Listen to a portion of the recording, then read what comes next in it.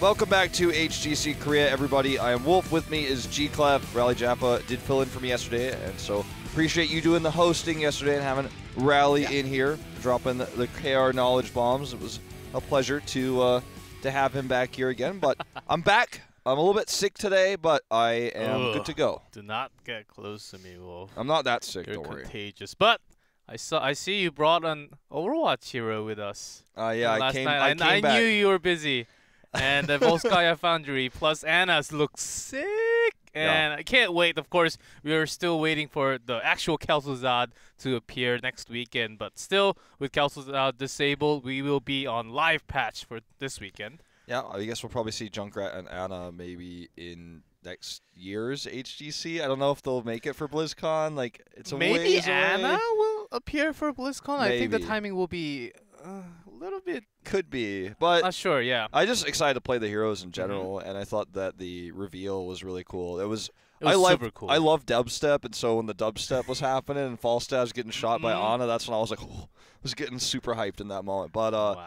It's been a really cool first week of the patch. You guys got to commentate Sake playing Jaina again yesterday. It was nice. So even though that game didn't last very long, and neither of those series last very long at all. Oh, the best game was when Rich was on Garrosh. I would say. Well, it could also have been the worst game, but it was the best game for sure.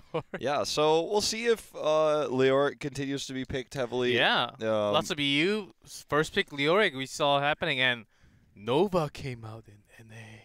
Maybe. I didn't see that one yet. I didn't know did. about that. The moment I woke up, there was a lock in the last spot.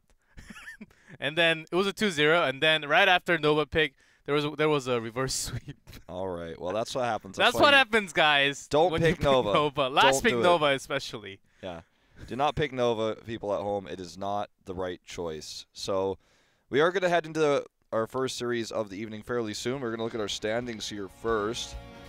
Oh, yes. After the Nova pick, and it was a match between Space Station and Superstars, I believe, and it's pretty tough when you have those two teams lined up. You get the team names kind of mixed up with a lot of S's in the middle, and EU, of course. I think they've already picked up on Leoric, which I think should be the new thing. Maybe top tier. We'll see a few more days. I was watching a few games, and maybe Leoric can also appear tonight in Korea. We'll see if it's a top tier material. I think he's definitely going to be top tier. His wave clear is like insane now, and he actually does so much more damage than before, and his new talents are really cool. I'm a big fan.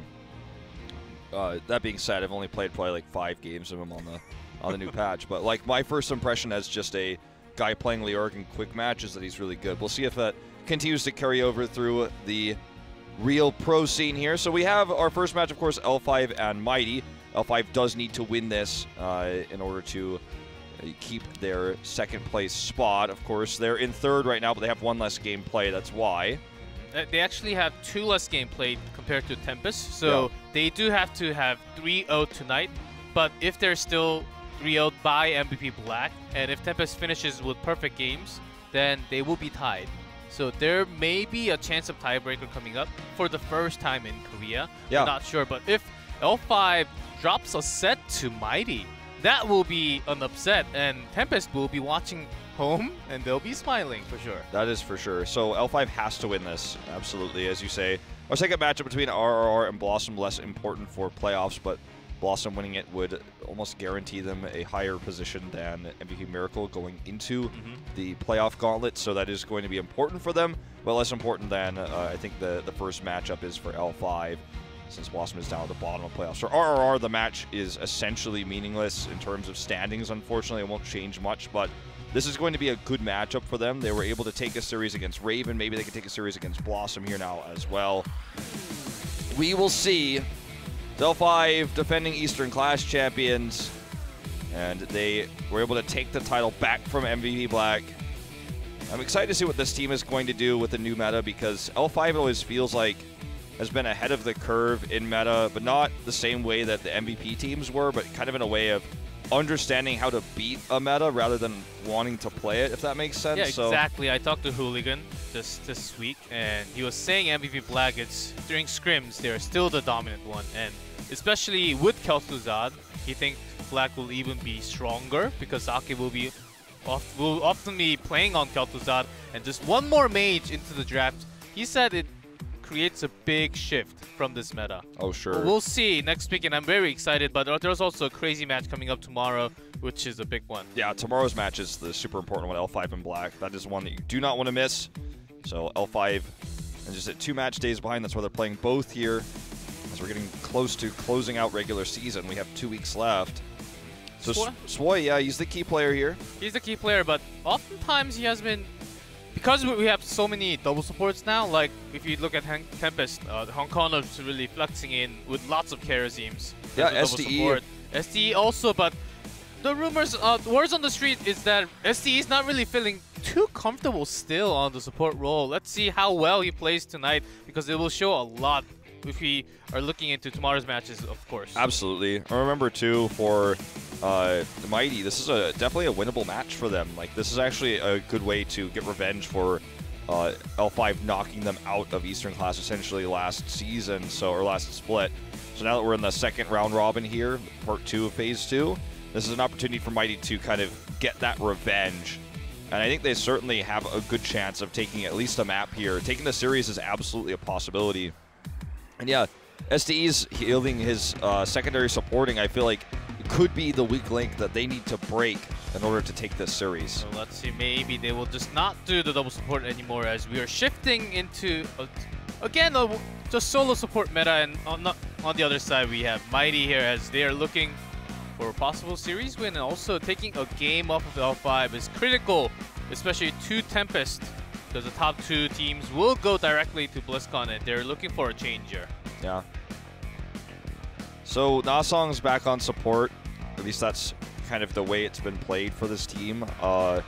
Joker playing DPS, playing some incredible Lunara. Lunara was the focal point for this team last 2 times they played. So Ariel and Lunara are definitely going to be a focus in the draft. You have to think, even though we're on a new patch, the carry kind of double support meta is still going strong. And you and I were talking about this. I haven't caught up all the matches from yesterday yet, but it seems to be that we can kind of take yesterday out of...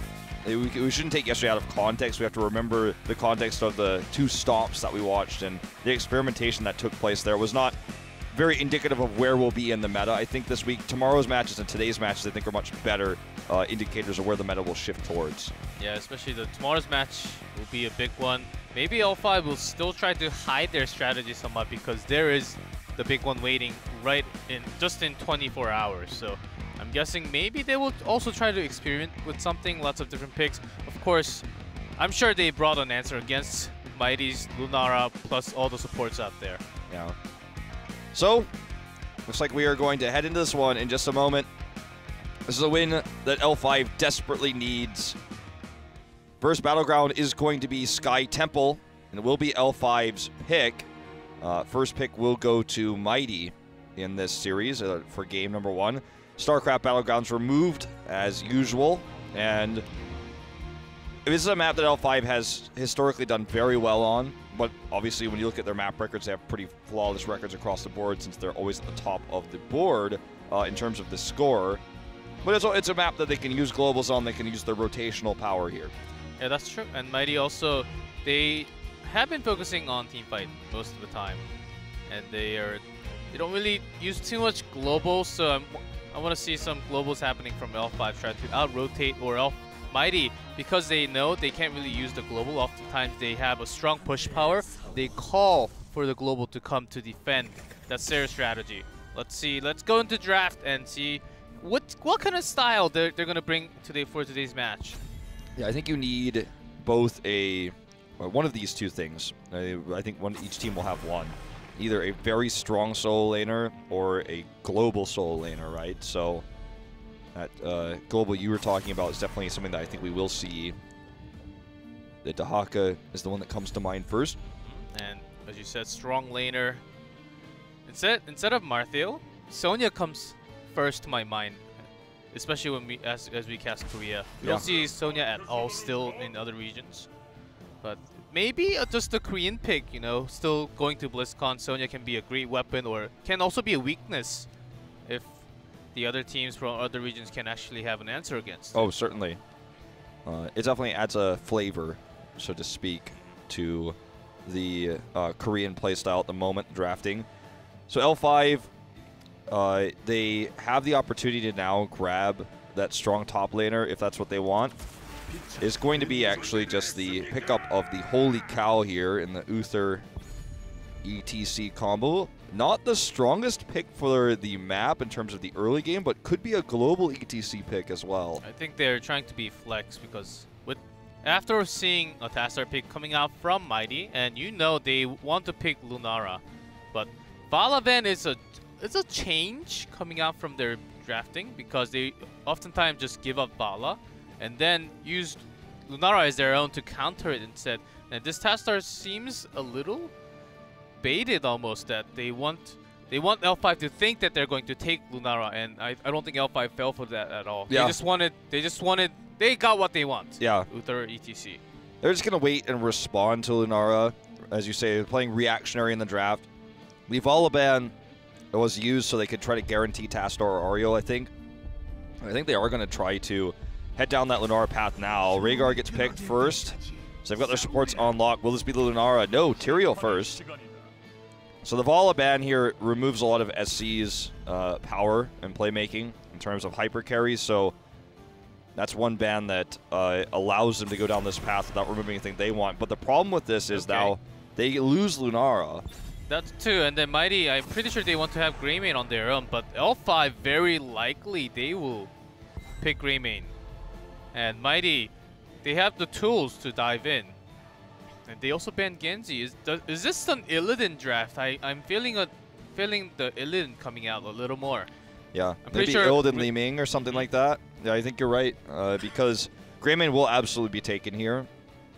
And then, who are you protecting? It has to be the Illidan. I suppose it could be a Sonya draft as well, but Illidan seems to be doing everything that Sonya does in terms of hyper carry a lot better as a melee because of his global ability and because of his own self-sustain, which is a little bit different than Sonya's. Sonya's a lot tankier, whereas Illidan kind of is an evasion tank in such a weird kind of way. To think about it, you can kind of label him as that. But as you mentioned, Sonya is a great temp on the tempo, as the Sky Temple is very important as the top lane. If you win the lane, you can also take control of the tempo, so it's a big fight up there. So we get the Lucio pick in here again, so that empowers rotational play. That's going to be really important for Shrine contesting and can really help Greymane in the fight with the sound barrier and can kind of be used to counteract the power of Tyrael's Sanctification. Yeah, that's exactly where the Korean players are thinking. They think sound barrier is actually better than Sanctification, because Sanctification, you're limited to a certain place that you are basically protected, but with the sound barrier you can move and do damage at the same time. Yeah. So that's the big difference. They love Lucio because of that too. There's definitely something Sanctification has that doesn't, like the ability to basically make everyone cleansed and impervious to damage, whereas sound barrier is only temporarily heals you, basically gives you an extra shield. But yeah, depending on the situation, depending on the comp, the more mobile comp is definitely going to be the sound barrier one. Sonya is going to be the top laner, and Cassia will be the hyper carry. If it were L5, that would have been more realistic to predict, but I think because it's Mighty, I was expecting Illidan to come in here with a Li Ming, but not to be the case here. Blinds for Cassia very strong against Greymane. She's considered to be a soft counter to Greymane currently in Korea, so it's not a huge shocker that we'd see her here, but again, not Mighty's draft style, really. So now who's going to be the solo laner against the Sonya is the question. Could be the Dahaka if they want to take the global route. Could also be the Malthael. It's a decent matchup against Sonya. But the decent matchup against Sonya, but Tyrael Sanctification will be quite troubling when he wants to go in with the Tormented Soul. That Sanctification can actually cancel that. You can still, I think it's still a decent pick because you also have Lucio. So there are lots of tools to actually counter that. And here comes Leoric as we are talking about the solo lane. So Leoric instead, it's going to be a hard matchup in the lane for Leoric, but he does have a lot of lockdown that can really ruin this composition. His slows really hurt Sonya, they hurt Cassia. His entombs can actually really hurt these dive, almost melee heroes here. I think the draft is really good on both sides. I think it's hard to say one team won the draft. It's how they use it that will determine how this first game goes. And we are ready to do it, guys. Game number 1 here between L5 and Mighty is on Sky Temple. So let's jump into it.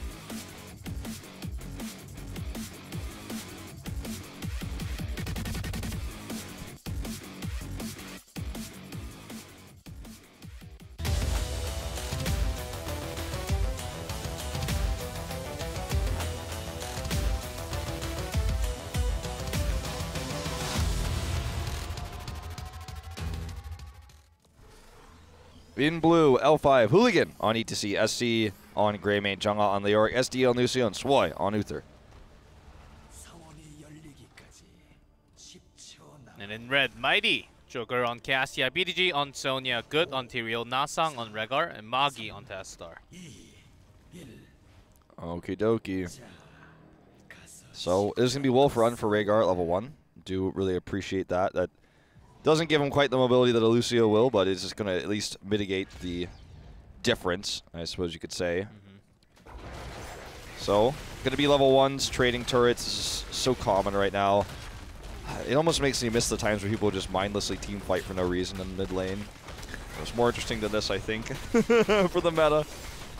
I think this shows what the team common is designed for. Yeah. L5 is actually going to the bottom because they're looking for the late tempo phase, and Mighty because even though they have power on the top lane with Sonya, most likely I don't think there will be a lane swap. Excuse me there, but Mighty, even if Sonya is going to win lane, they want to take down this entire fort because they want to have some ganking potentials in the other lane. I think, and even Jungha is going to have an even tougher time because this fort is almost down now. Yeah. Well, I mean, it's going to be the interesting trade-off for this is it means that they're not going to be as the top lane is going to be 1, right? So that's interesting in itself, and that's also important for the first temple phase. But the second temple phase, they're not going to have a healing fountain. They're not going to be able to fall back to this, and because L5's comp is also kind of a dive comp, it can be really risky. Oh man, power of Lucio. Here we go. That's a dead Tassadar. That's a nice timing as SDA came with the speed boost, just enough for Hooligan to go past Tassadar there. So in the second temple phase, they're not going to have the support to fall back on. Let's see which one matters more as we head into these, because they're both strong. Mighty's going to get more value from this right now, but L5 will get more value from their fort in just another moment on the next objective, which is closer to 10. Sonya is taking it, so it's not that bad for Mighty to just give up 1 kill and take a few more tempo shots. I think it's about even trade, but what matters more is that L5 is happy because the next tempo phase is what they had planned on from the beginning, taking down the fort down there. I don't think Mighty can actually even go to the bottom. They should just soak in EXP and the other lanes try to get the camp timing started. I think that's a better option later on. Yeah. Well, Leoric is just going to go bot right now, in fact, because he knows he can actually sit down there and split push really well with Leoric's new trait where he does splash damage with his cleaves. That is very powerful. I'm just going to allow him to just clear these waves insanely quickly. Nasang is actually should not be doing this. Like, he actually almost died. If Lucio was here, yes, he would have even died. if he got hit by 1 more, that was the crit. And if he had that, he would have been able to Wraith Walk and get the chase kill, I think, even against the Wolf Run there. That was very close. Do you think we're going to see March of the Black King? We did see one in Europe just maybe 15 hours ago-ish. Did we see it yesterday in Korea is the question. No, not in Korea. I don't think we will see it because I think that it's still just so easily avoided. And I think that, I mean, it does work well with ETC, especially if he gets a really good mosh or he gets a really good power slide. But otherwise, like, the comp of Mighty is pretty mobile, so I don't think it'll really get much value. Hooligan looks to escape here. SC playing with fire. Now, what do you think? You think it's a good thing to get? I'm not a big fan of it right now, to be honest. Like, do you think they'll use it? We'll see. We'll see. Oh, I think a lot more chance if Leoric is solo tank for the sustain. I think March will actually come in handy, but because they have ETC, a lot less likely that Entomb will be a great tool to actually trap a lot of them to get the mosh started. I think that's a very good CC to lock some of the members in, like Cassia, Sonya. So a lot less chance, I would say. Yeah. Okay. I think I'm definitely kind of on the same page as you in this one. So only time will tell. But leading towards that Entomb. SDE will eat that Uther heal. That's a long cooldown, but beyond that, this is still going to be a pretty even rotation. ETC is staying in the top lane, actually. So with them up there, if they soak to 10, maybe we see stage dive, but this is actually a really good position for Mighty. Like, L5 has decided they want level 10 more than they want a Temple, but Mighty is not going to lose experience. They are going to have members in all 3 lanes. They should be able to keep that top fort alive. Coming up there right now. Sure to lose the wall, but they're going to get a lot of damage done to this bot fort, and they're going to get the same experience as L5. So L5 kind of gains no advantage from this. Maybe the reason why they lane swap on top is to, of course, to get the fort on the top. Maybe Lyric was just having a tough time on his own, so they had a lane swap instead of going for the temple at the bottom. Seems like they want to get this fort and possibly hit 10 before, but Tyrael comes and Tastar. That's a lot of wave clear, and L5 really not making the push as what they wanted to do. So, going back to your point too, like we asked the question earlier, which fort kill was going to be the more meaningful one, and it looks like the top fort kill was the more meaningful one. Even though L5 had the bot fort down, they weren't able to take control of the temple. They weren't able to gain an advantage in experience. Sure, they got like one more wave, so as you can see, they get 10 just slightly faster. But the structural damage lead is so much more important on this map than, say, 0.2 of a level. So right now there's no objective they can use 10 for to get a kill, to get a boss. And in just a second here, Mighty will also have level 10. So it didn't really work out what L5 was trying to do there. Because Mighty responded so quickly. Yeah, and no global. It is Mosh Pit locked in, along with Entomb. No March. And Uther actually holding in the Divine Storm, and Toy always does that. Even if he's going to lock in shield anyhow, but he always does that until the right moment to use it. Yeah. Okay, it's going to be a successful invade, I think. Not even a noblesse invade, this is a real invade. In time.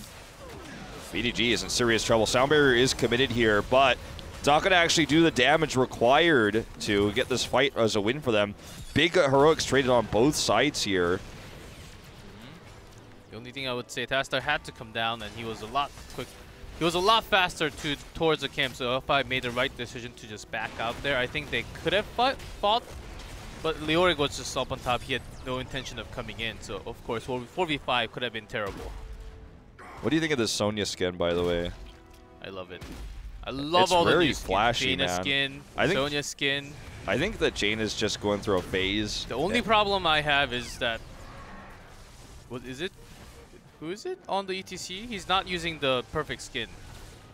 Yeah? What's the perfect skin? Oh, yeah, of course. The new legendary skin. Yeah, of course. He's messed up. He's regular using one. Klep skin. That's not acceptable here. Oh, this is going to be another pick. So good at getting these picks on the Magi. But yeah, I think Sonya's just going through a phase right now, and when she watches these VODs in 3 years, she's gonna be like, oh my god, I hope no one ever sees these. So again, structural lead here on the side of Mighty, only slightly anymore now because they finally get that fort. But look at the mid lane. Sonya's been split pushing that. That's going to be another dead fort. Will she be punished? I think with her rotation, I think she will be safe for the moment. They're still in camp though. Okay, positive trade for L5, even though they're both taking temples. This game is so weird, man. This game feels like a mini game or like a kind of revert. Yeah, like, merry-go-around game in Temple in Sky Temple. Yeah, there was never really any semblance of proper laning this game. Let's just put it that way. And like BDG has, every time I look at BDG on the minimap, who's Sonya, of course, just to reference that for you guys, I'm like, wait, he's not on L5, right? Like, why is he like on their side of the map? Like, what is he doing? This has definitely been a wonky game from its outset, but only 2 kills, not a lot of team fighting, a lot of trading of structures.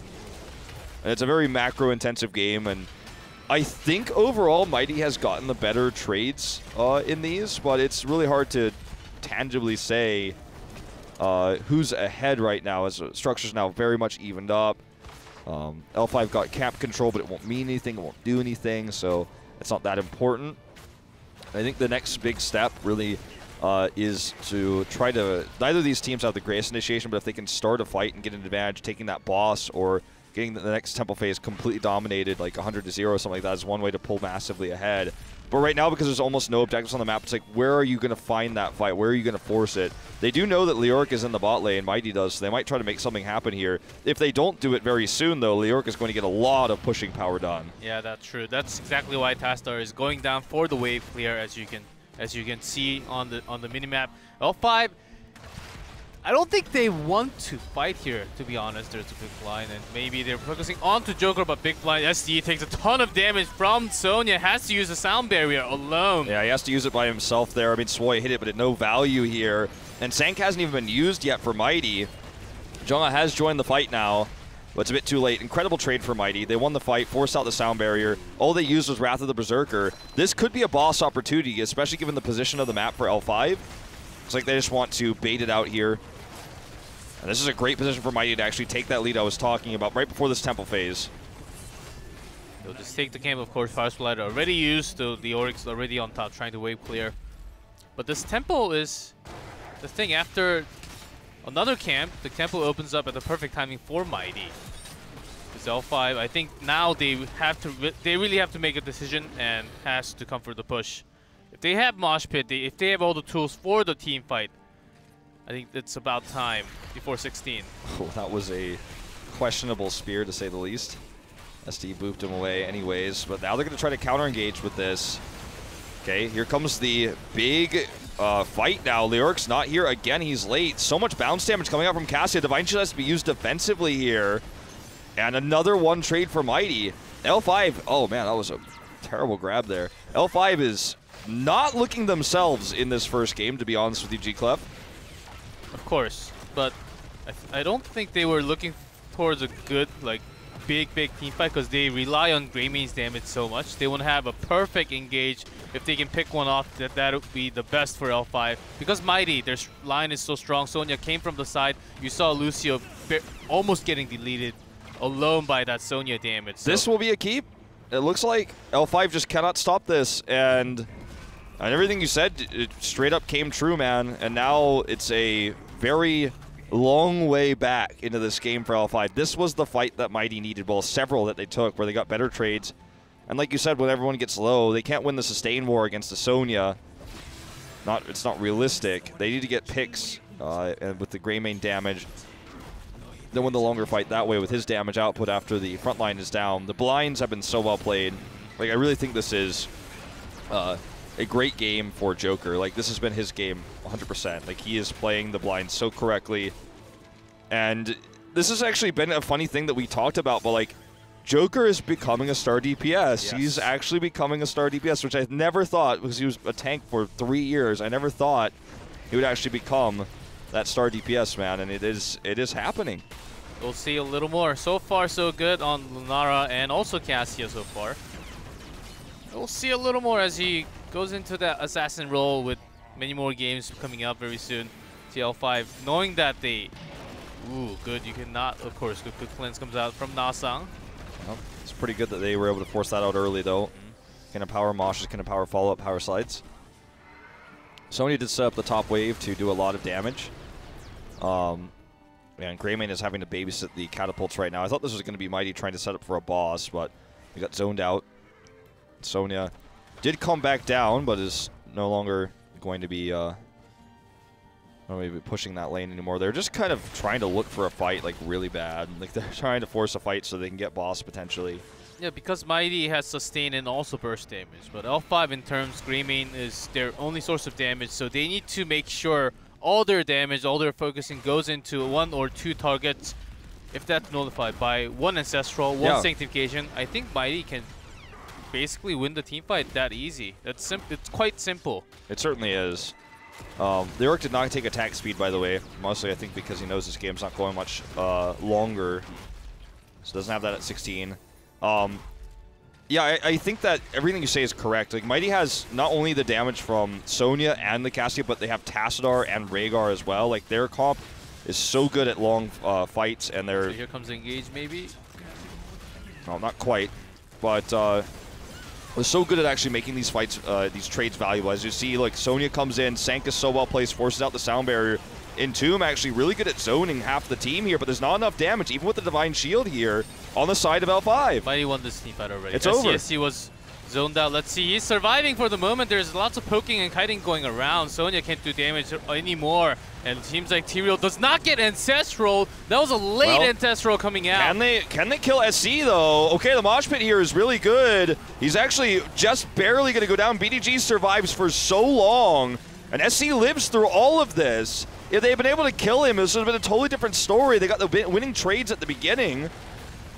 And he's actually trying to go back in here. Jungha is out of mana, but he's doing a lot of damage. Greenmean's still there. Double support still alive. Joker doing as much as he can from Nasang. Does not have too much mana. Maybe the healing will not come in and he dies. Lucio, he does enough healing long term, man. That was such a weird fight because... Hold that thought. They're trying to get a pick off on the Magi here with the Lucio boop. That's not going to happen. It was such a weird fight because at the beginning, Mighty had won the trades incredibly. Like, the Ancient Spear did so much damage, the Whirlwind did so much damage, and we were looking at half health bars for everybody, basically, on the side of L5. Sound Barrier and Sanks went down, and the Entomb went down. The positioning was basically better for L5, but they lost all their health. The key factor, of course, was SC surviving after the Divine Shield wore off. He lived and did too much damage in succession there to basically out-heal what Mighty had for healing, right? They have Rhaegar heals, they have Tassadar shields, whereas Lucio is just permanently healing over and over and over again. He doesn't have any mana problems. Everyone was running out of mana at the end of that fight, but Lucio doesn't care because he just simply will heal everyone around him. So, it was a weird fight. I think it could have gone either way, but it was an L5 win in the end. Let's see, I want to say something more, but it seems like we're having another team fight here. Great into Mosh Pit, still not available for 20 few seconds. Can Mighty actually turn this one around? Joker doing tons of damage along with Sonya on the side. Great sound barrier timing coming out from Lucio. And there's a Sanctification. Sonya dies alone at SCSC. Will he go down this time? No, he survives! Like his armor is just so useful here to keep him alive. Uther Burst heals the armor that allows him to live for those longer Lucio heals. Now Hooligan has Mosh Pit. There's a 3-man mosh. There's nothing that Magi can do to stop that dancing party. All right, Nasang very, very low here. He's stuck on the outside. No way out. Good does get stunned. They will be able to escape here. But I'm starting to see quite a lot of synergy actually with the Lucio and Uther together. They will have to go back and clean this, so it's really annoying for them. So can't actually even get a keep out of this win of the team fight, doesn't look like. But Lucio heals consistently with his Amp It Up and his passive healing. Obviously, when he's got that rolling, when he's not using his speed boost, he heals constantly. And Uther's burst heals keep that target alive with the armor. So in this case, it's SC. And while he has the armor, the heals just tick up, and he barely lives every time. It's kind of a cool thing to see. The armor allows that longer survivability while the heal ticks come through. L5's covering for SCSC at the moment with all the armor coming in, reducing all the damage that Mighty is focusing. Even when it's off positioned by the Holy Ground in the mid-temple, we saw the first team fight there a few minutes ago. He survived in that position. He got Sound Barrier that when it was late, he was about to go down. There was perfect Divine Shield coming. So keeping SC alive is the goal for L5. Here we go. Another team fight happening. Entomb is used. Not good enough, though. Sound Barrier. And they do get the cap here, the steal, despite losing Cassia. Sanctification wasn't even needed for that. They're using it now. But SC is yet again at full health. Swoi does get caught and taken out here, though, so it is a trade. He will be able to do a lot of healing while he's dead, though. And SC, again, is just doing so much damage. He's got human range as well. Ooh, even after Swoi falls, Uther can still heal for a long time. But this Twilight Archon is also doing tons of damage. Let's see how long more it lasts. Sonya will fall. No more DPS damage coming out from Mighty. Again, SC carries the fight, man. And now I'm starting to... Oops. We know that, yeah, oops indeed. The boss will kill the core though, I guess, so it doesn't matter, but man, SC's just so good on this Greymane right now. The boss capture secures them the win here, which is actually kind of like the silliest thing I've ever seen. But yeah, that was a long team fight for boss to come. Yeah, so I just want to talk about, like, it feels like L5 wins the game but they didn't win the game because the boss killed the core. But in terms of like if there was no boss after that fight, they would have won the game.